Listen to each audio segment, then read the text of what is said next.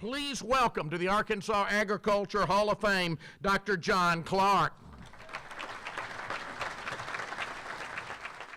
Mr. Nelson, thank you for that nice introduction.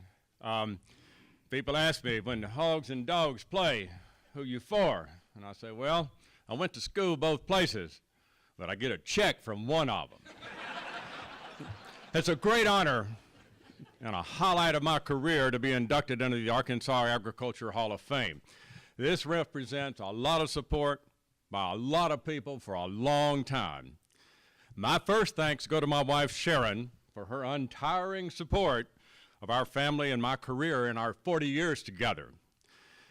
You have added so much to my life: creativity, love, and focus. We've come a long way since we moved over across that big river from Starkville, Mississippi, with our little boy Jonathan in 1980 to go to school at the University of Arkansas. Although Arkansas and Mississippi are often recognized for low rankings in many national statistics, I cannot think of two states that could have provided more opportunities for me professionally and for us as a family. About 20 years ago, Sharon and I were visiting with some friends, and she referred to herself as a fruit widow. And I perked up pretty quick and listened carefully to what she was saying. And she explained that, well, when the summer rolls around, I head to the university's fruit research station near Clarksville for several months of work, working in the fruit research plots. And I often leave on Sunday afternoon and returning on Friday.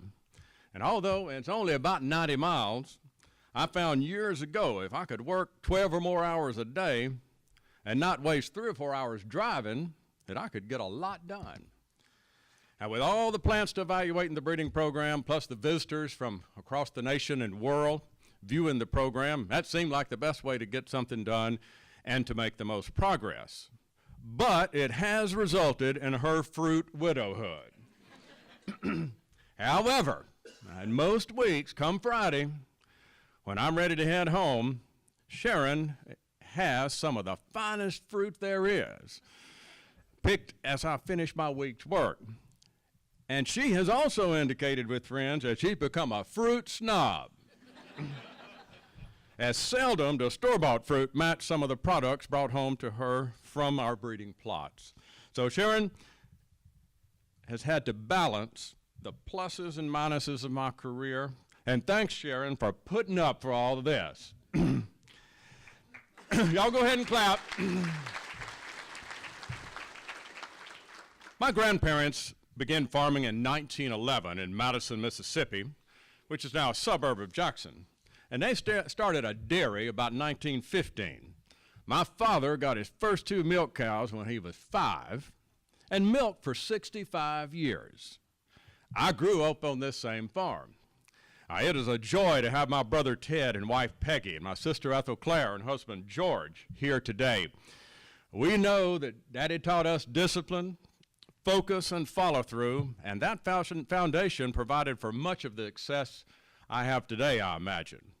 And our mother provided the creative spark to the family, knowledge, literature, and music. But she was pretty disappointed when I did not agree to take those piano lessons as a young boy, and I'm not sure learning to play the acoustic guitar in my later teens ever made up for that. Now, in plant breeding, as with many other areas of science or business, we're usually building on the foundation that others provided for us. Dr. Jim Moore returned to his native Arkansas in 1964 to begin the Arkansas fruit breeding program. I joined Dr. Moore in 1980 as a research technician and PhD student, and I worked with him for many years. I was given the opportunity to carry our dream forward and expand on it in a few ways.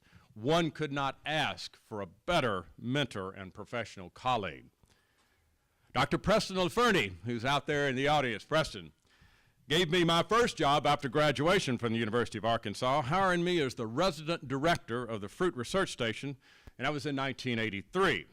So Sharon and Jonathan and I loaded up, moved to this beautiful farm, and we stayed 11 years. It was a joy to be there and enjoy the community of Clarksville. and to work with my longtime friend and county agent, John Payne. When I got to that job, I noticed that other than the high school students hired for the summer chopping weeds, that I was the youngest one around. And there were days that Preston and I both questioned his judgment in sending me down to the station, but in the long run, Preston, it all worked out. Now, the staff and I at the station had quite the time adjusting to each other. And I quickly learned the commitment and the value of the folks that worked there. I had the honor of hiring Mr. David Gilmore right over here in 1987, and David had just graduated from Arkansas Tech with a degree in mathematics.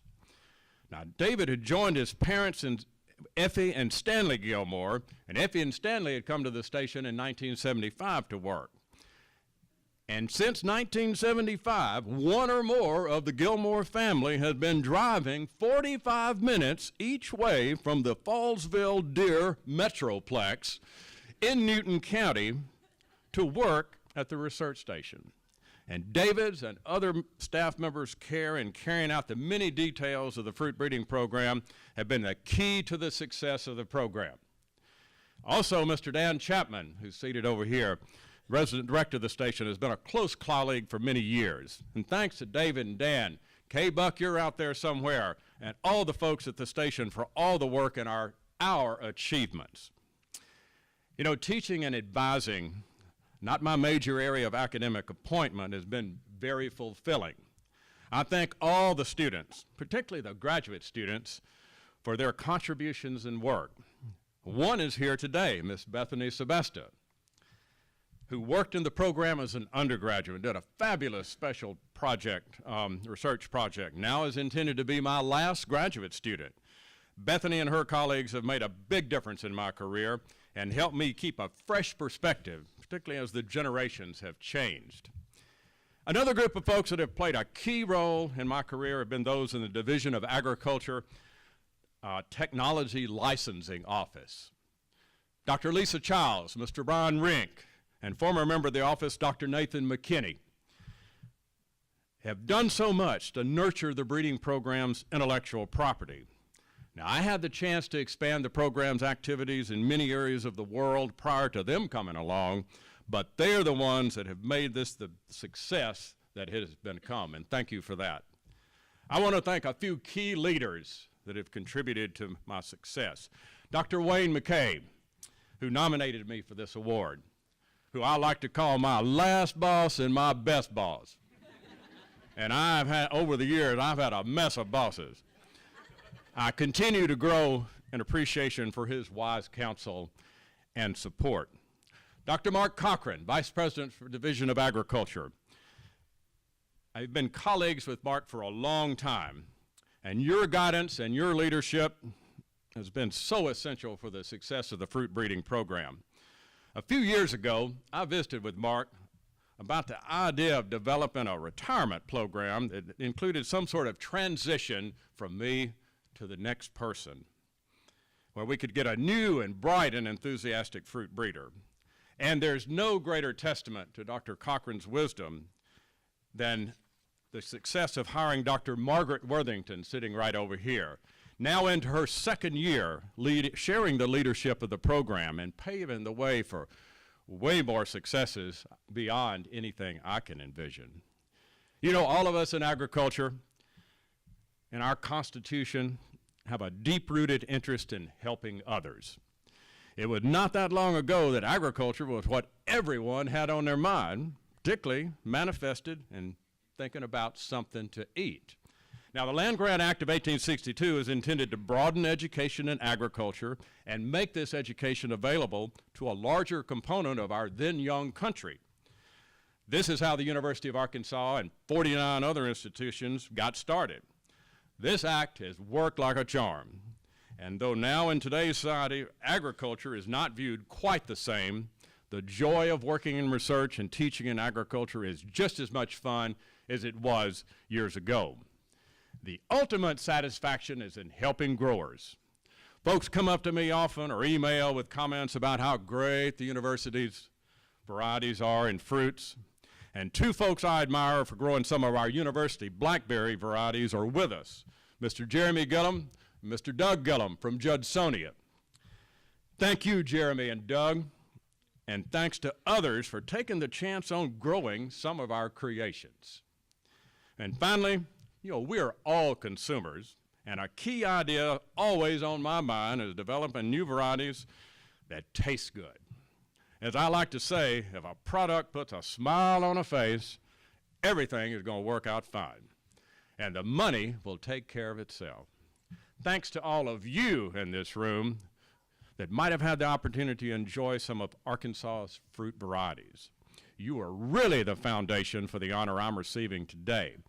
And as one of my heroes, Andy Griffith, might say, I sure appreciate it. Thank you.